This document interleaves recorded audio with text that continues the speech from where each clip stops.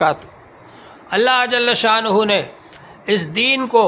قیامت تک کے آنے والے تمام انسانوں کے لیے بھیجا ہے، لہٰذا یہ دین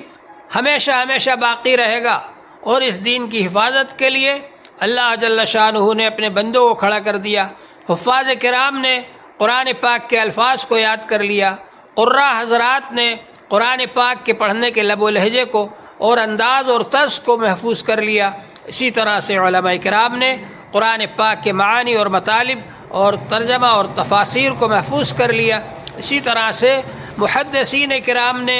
حدیثوں کو محفوظ کر لیا اور حدیثوں کو جانچ کر چھان پھٹک کر یہ ظاہر کر دیا، بتلا دیا کہ کون سی حدیث صحیح ہے، کون سی ضعیف ہے، کون سی موضوع ہے، تاکہ لوگ موضوع حدیثوں سے بچیں اور صحیح حدیثوں پر اور حسن حدیثوں پر اور ایسی حدیثوں پر عمل کریں جو کہ قابل عمل ہے۔ اسی طرح سے اللہ جل شانہ نے فقہاء کرام کو کھڑا کیا، جنہوں نے قرآن پاک اور احادیث پاک کو سامنے رکھ کر مسائل کا استخراج اور استنباط کیا اور مسائل نکال کر بتلائے احادیث کی روشنی میں اور قرآن پاک کی روشنی میں۔ تو یہ بہت بڑا کام ہوا۔ اللہ جل شانہ نے چاروں فقہاء کرام، چاروں ائمہ کرام کو اس کام کے لیے کھڑا کر دیا اور انہوں نے شریعت کو محفوظ کر دیا۔ یہ کام اللہ تعالیٰ نے ہر زمانے میں لیا ہے۔ اسی طرح سے جن لوگوں نے اپنے طاقت کے بلبوتے پر، اقتدار اور حکومت کے بلبوتے پر اسلام کے اندر رخنہ اندازی کی اور کمی بیشی کرنا چاہی اور یہ چاہا کہ ان کی غلط سلط باتوں کو لوگ دین مان لیں، اور جو دین ہے جس کو وہ چھوڑ رہے ہیں، جس کی وہ توہین کر رہے ہیں، اور دین پر عمل کرنے والوں کی اور صحابہ کرام کی وہ توہین کر رہے ہیں،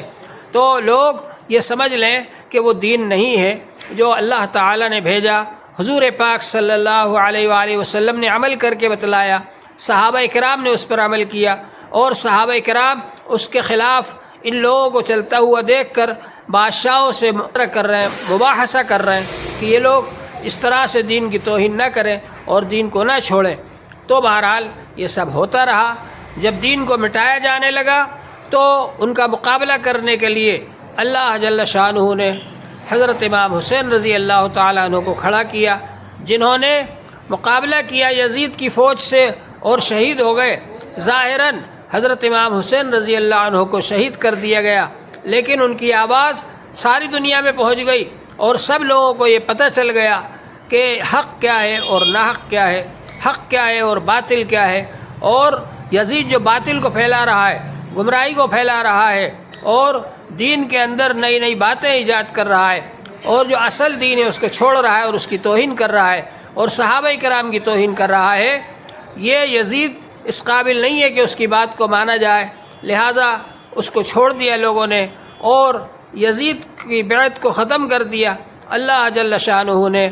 حق اور باطل کو واضح کر دیا۔ تو اس طرح سے ہر زمانے کے اندر ہوتا رہا۔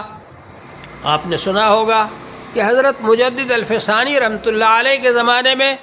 جب اکبر بادشاہ نے ایک نیا دین ایجاد کیا اور یہ کہا کہ اب 1000 سال پورے ہو چکے، اب 1000 سال کے بعد میں نئے دین کی ضرورت ہے، اور اس نے نیا دین ایجاد کیا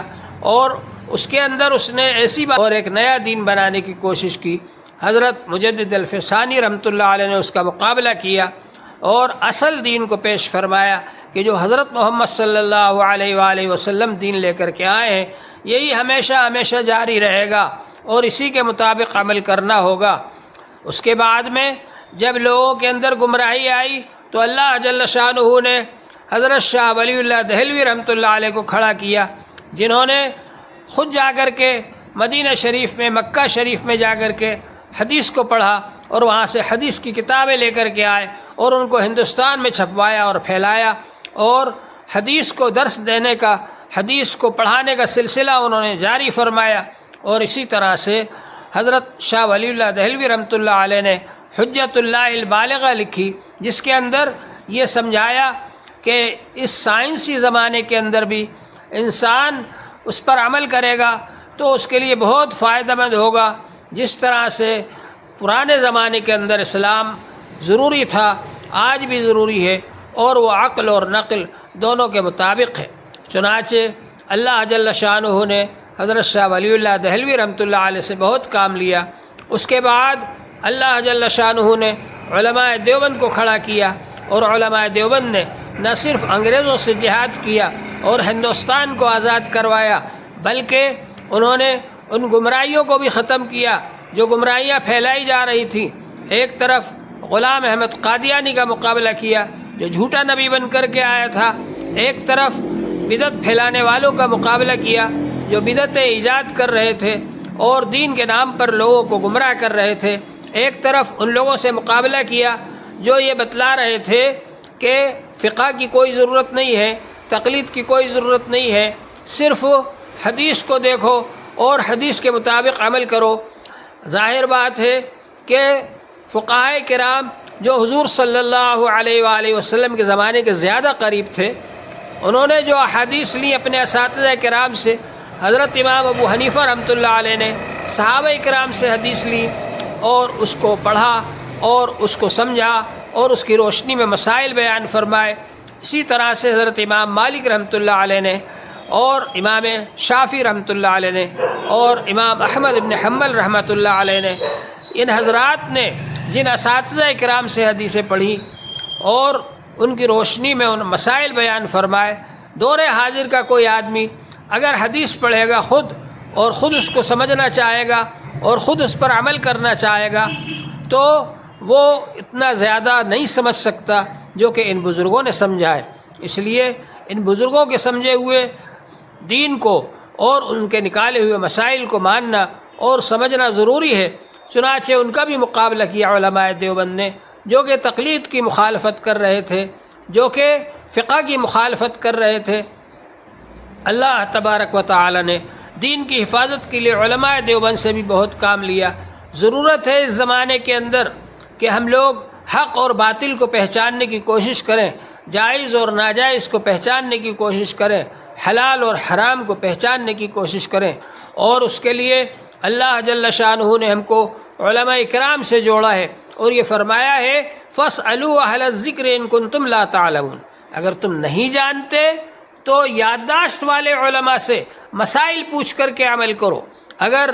تم لوگ دین سے دور ہو گئے تو اس کے نتیجے میں گمراہ ہو جاؤ گے۔ ہر زمانے کے اندر یہ کوششیں ہوتی رہی کہ علماء کرام سے جدا کر دیا جائے، علماء کرام سے الگ کر دیا جائے تاکہ ان کو گمراہ کرنا آسان ہو۔ چنانچہ ہر زمانے کے اندر یہودیوں نے اور عیسائیوں نے اور گمراہ فرقوں نے اس پر بڑی کوشش کی، بہت پیسہ خرچ کیا اور عوام کو پیسہ دے دے کر علماء کرام سے لڑاتے رہے۔ اس بات کی ضرورت ہے کہ ہم لوگ اس بات کو سمجھیں کہ علماء کرام کے ساتھ رہنا ہمارے لیے باعث رحمت ہے۔ علماء کرام سے مسائل معلوم کر کے دین پر عمل کرنا ضروری ہے تاکہ ہماری زندگی صحیح طریقے پر چلے اور